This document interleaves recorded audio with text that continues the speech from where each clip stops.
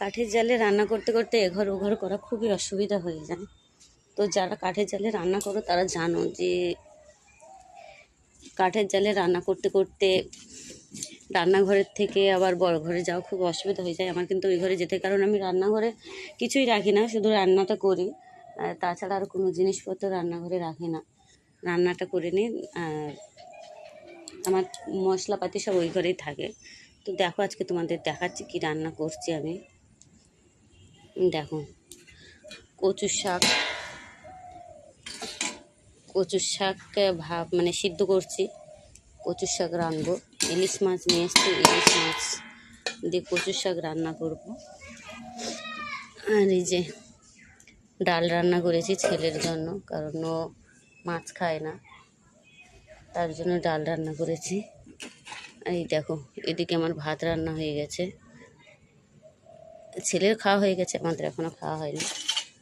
আর এই যে ইলিশ মাছ রান্না করেছি।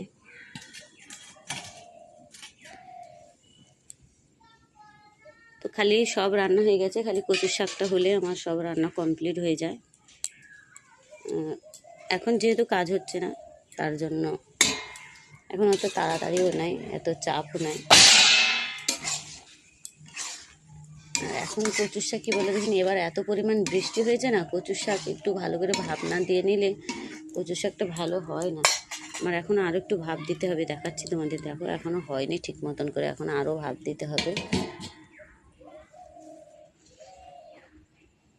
তো আমার কিন্তু কচুর শাক খুব ভালো লাগে। আমি ডালও খাই না, আর মাছের ঝোল, মাছ খাই, মাছের ঝোল খাই, কিন্তু খুব একটা যে ভাত দিয়ে ভালো লাগে আমার তা ভালো লাগে না। আমি কচুর শাকটা আমার খুব ভালো লাগে, আমার যে কোনো ডাঁটা বলো কচুর শাক বলো খুব ভালো লাগে।